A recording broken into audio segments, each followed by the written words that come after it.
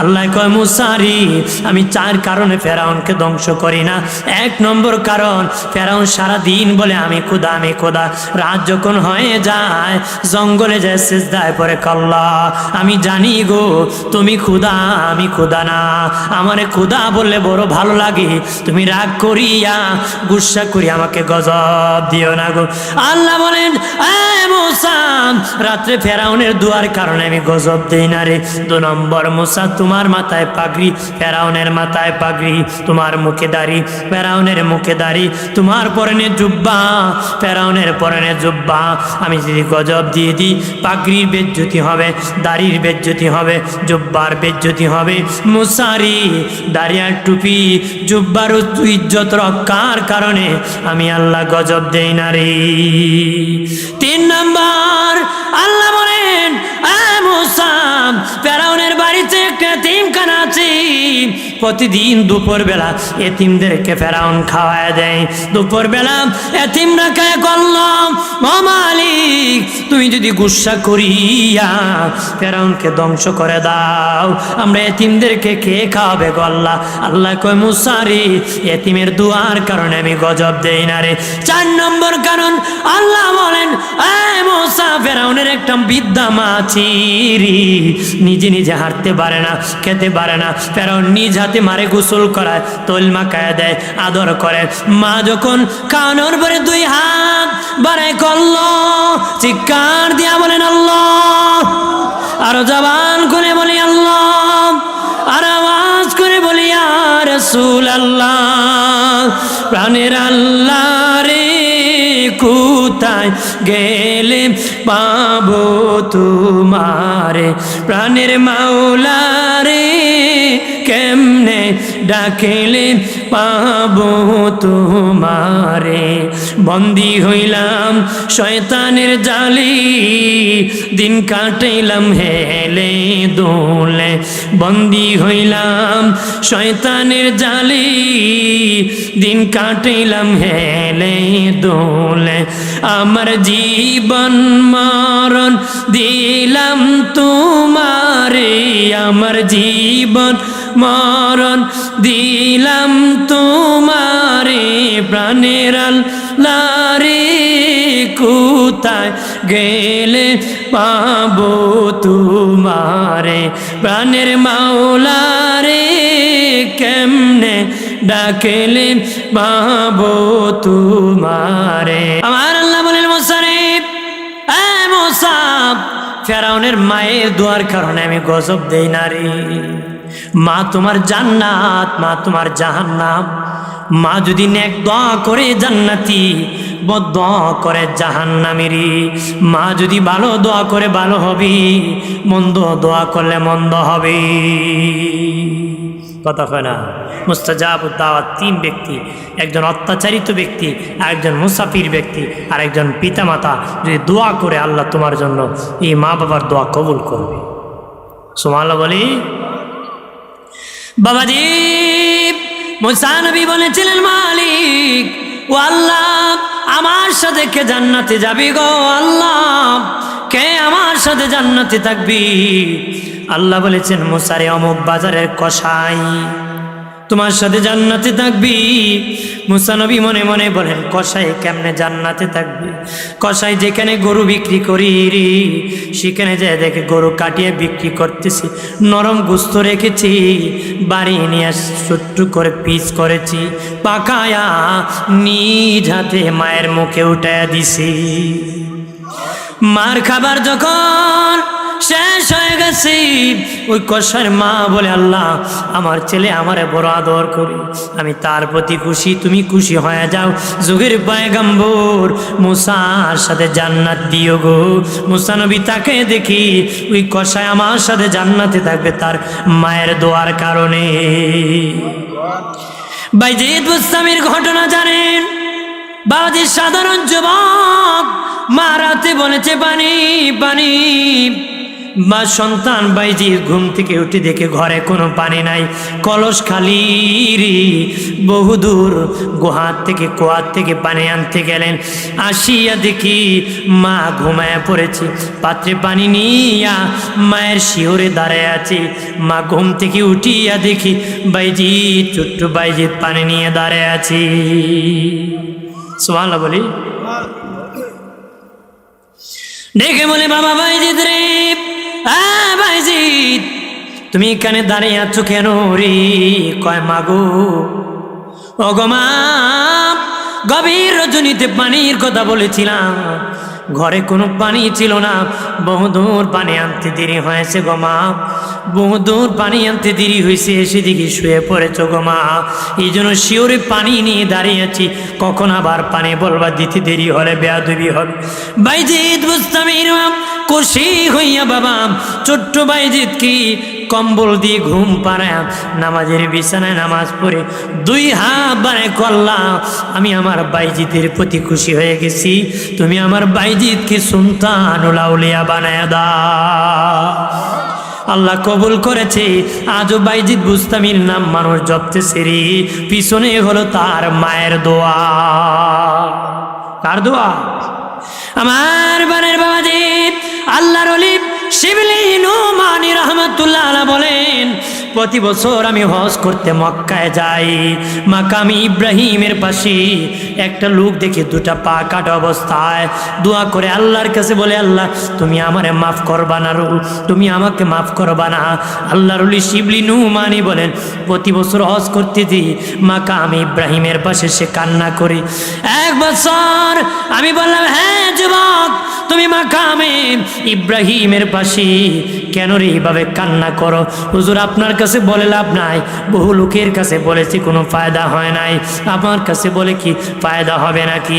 উনি বলেন, বলে দেখো রে ফায়দা হতে পারে। শুনেন হুজুর, আমার মা, আমি যখন পেটে, আমার বাবা কাটুরি ছিল, আমি যখন আমার মায়ের পেটে গিয়েছি, আমার মায়ের পেটে যখন গিয়েছি, আমার বাবা ইন্তেকাল হয়ে গেছে, আমার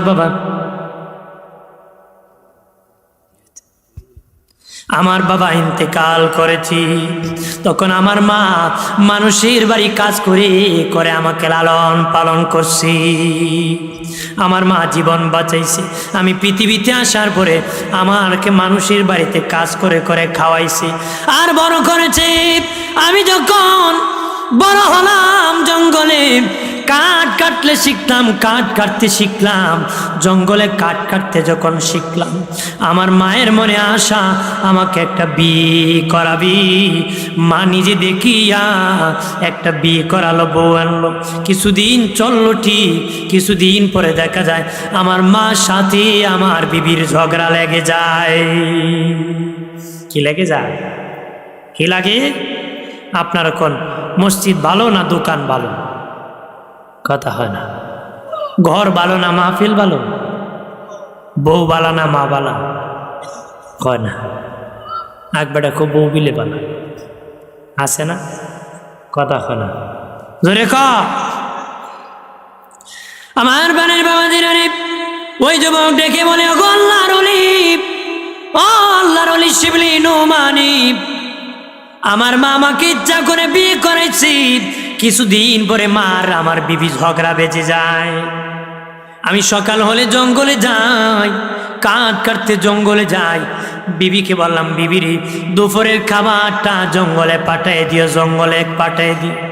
কিন্তু সন্ধ্যা হয়ে যায়, আমার বিবি খাবার পাঠায় নাই।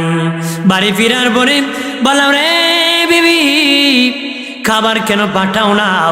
তোমার মায়ের সাথে আমার ঝগড়া লেগেছে, হয়তো এই বাড়িতে তোমার মা থাকবে না, নতুবা আমি থাকবো রে, দুজন থাকতে পারবো না, দুজন থাকতে পারবো না রে।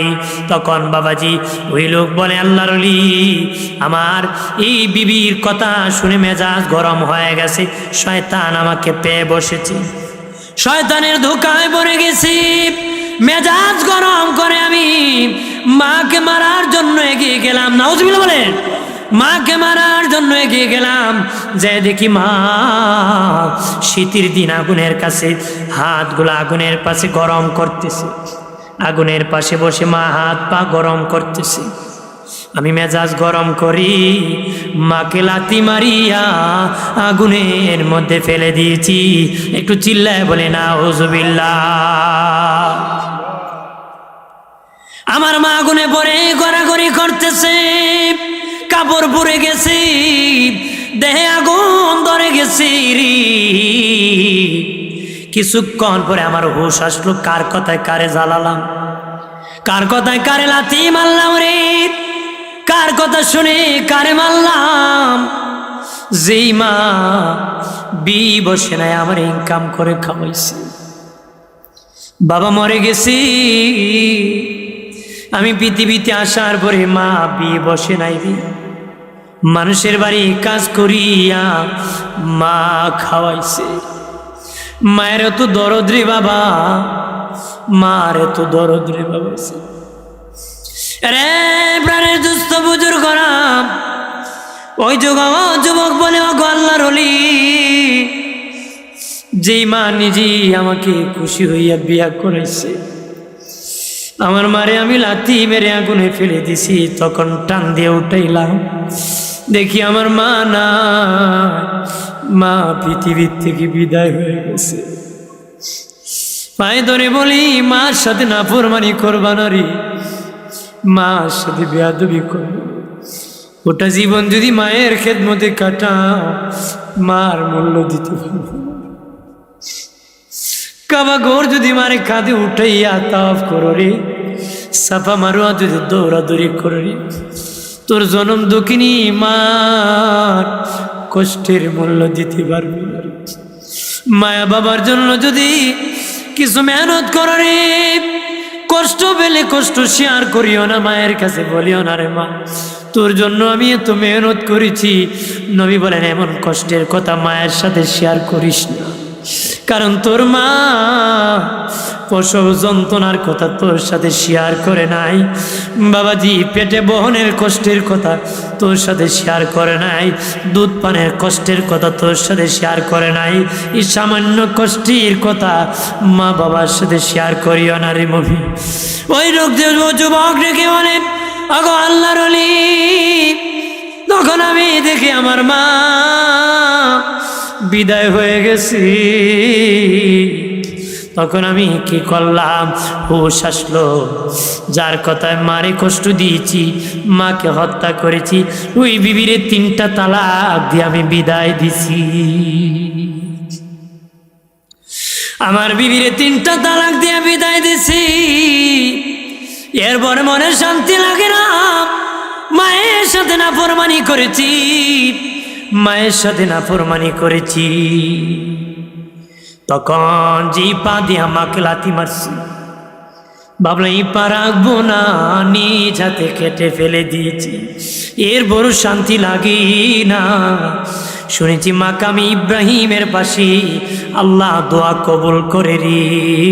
ওগো আল্লাহর ওলি, এই জন্য প্রতি বছর হজের সময় মাকাম ইব্রাহিমের পাশে বসে কান্না করি।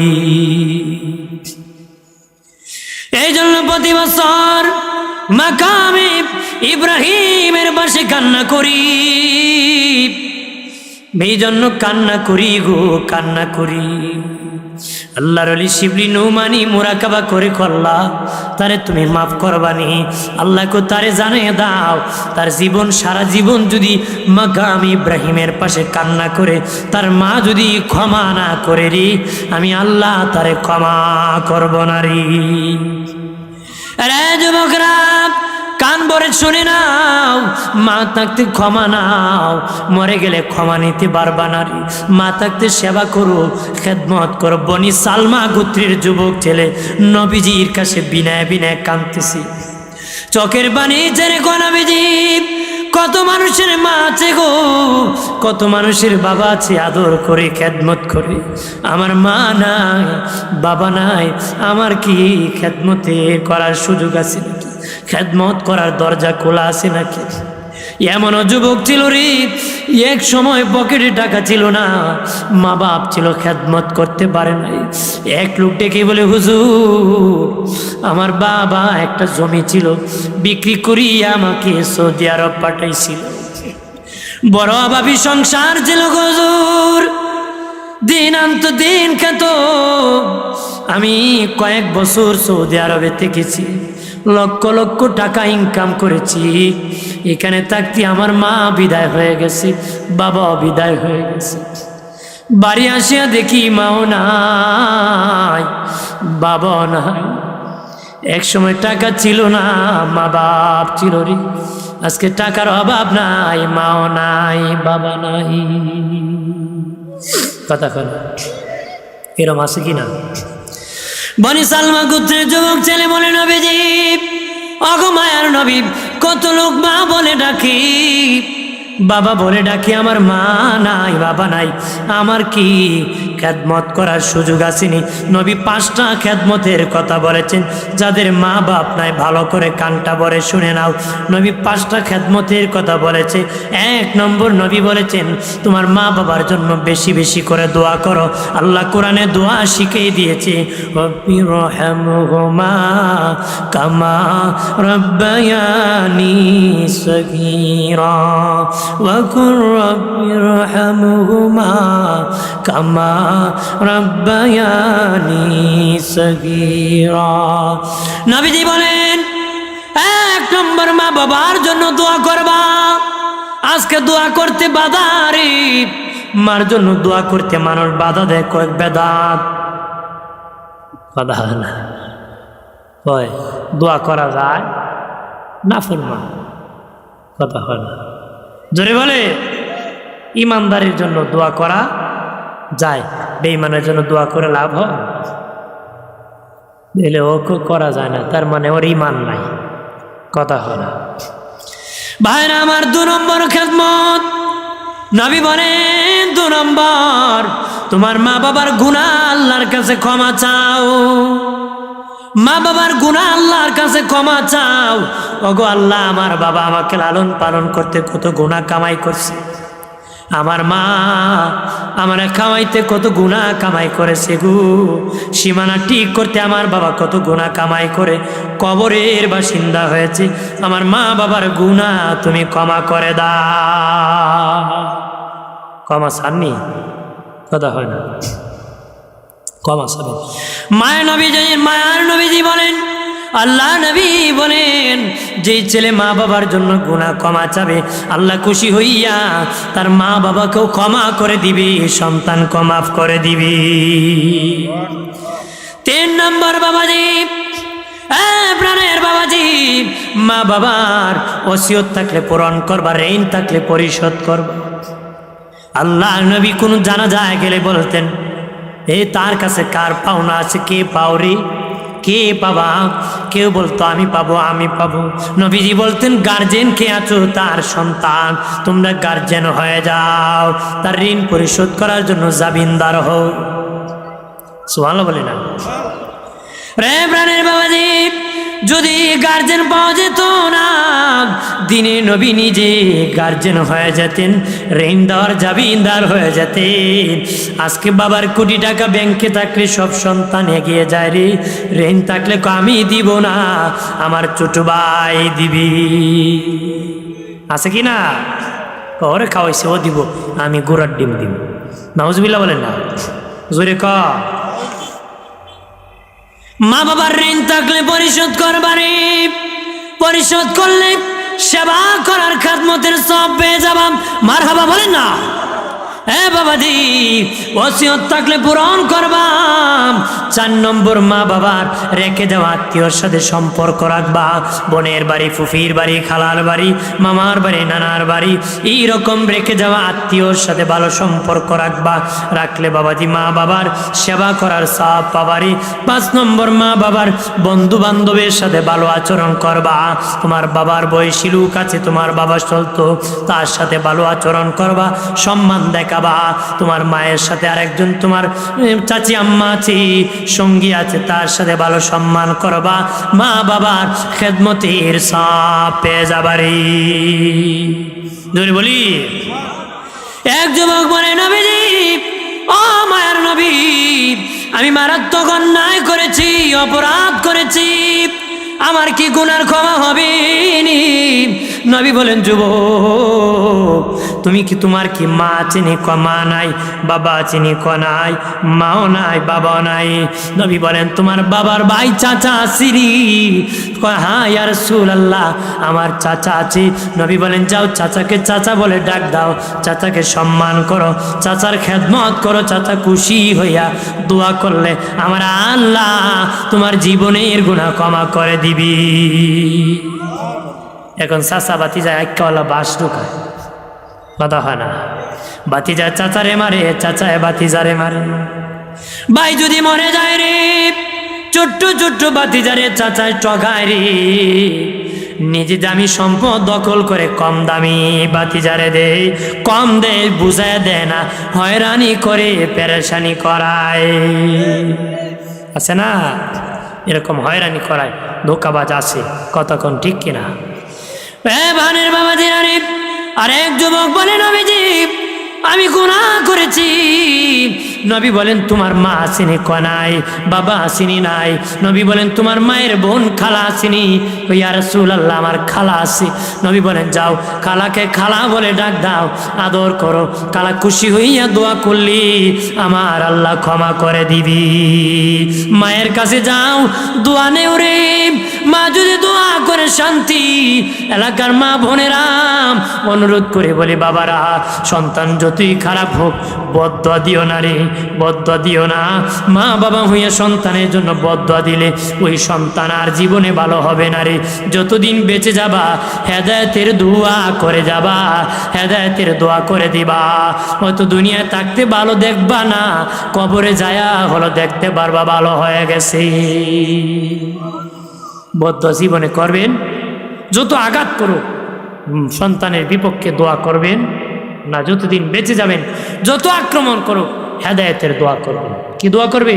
কারণ আপনি বদদোয়া করলে আল্লাহ দরবারে কবুল হয়ে যাব, আপনার সন্তানটা জীবনের জন্য ধ্বংস হয়ে যাবে, এইটা আর কোনো কাজে থাকবে। এক বেটা এর বাপরে গলায় গামছা পেছে 50 হাত নিছে, কয়া 50 হাত নিচে পরে বাপে কুফুত রাখ আর টানিস না, কারণ আর এক হাত নিলে জুলুম করবে, আর এক হাত নিলে কি জুলুম করবে। 50 হাত আনলাম জুলুম হলো না, এক হাত নিলে জুলুম হয়ে যাবে। কারণ কি? আমিও তোর দাদারে 50 হাত আনছিলাম, আমিও তোর দাদারে 50 হাত আনছিলাম। তার মানে দুনিয়াটায় মা বাবার অবাধ্যদের শাস্তি চলে আসে, কথা বলেন ঠিক কিনা? তাহলে মা বাবার সাথে নাফরমানি করা যাবে না। তারা আপনি এমন কথা বলবেন না, তারা বলবে, কথা বলেন ঠিক কিনা? কথা বলেন না, জোরে বলেন কি না? তাদেরকে বলবে অথবা তুমি বলবা, এমন কথা বলবা না। গরম হয়ে বলবা না, নরম হয়ে বলবা, কঠিন করে কথা বলবা না, সহজভাবে বলবা, কথা বলেন না। বাবাজি নরম আর সহজ ভাষায় কথা বলবা, গরম ভাষায় নয়, কঠিন ভাষায় নয়। তুমি শিক্ষিত, তোমার মা এত শিক্ষিত ভাষা বুঝে না রে, মা যেই ভাষায় বুঝে সেই ভাষায় কথা বলবা। বাবাজি তুমি গরম হয়ে নয়, নরম হয়ে বাবা তোমার যৌবনের ডানা মা বাবার কদমে বিছায়া দিবি। সুবহানাল্লাহ বলি। প্রাণের বাবাজি দুস্থ বুজুর্গরাম, ডানা হয় পাখি রে, আমি কিভাবে ডানা মা বাবার কদমে বিছাবো? আমার মধ্যে টাকার অহংকারের ডানা আছে,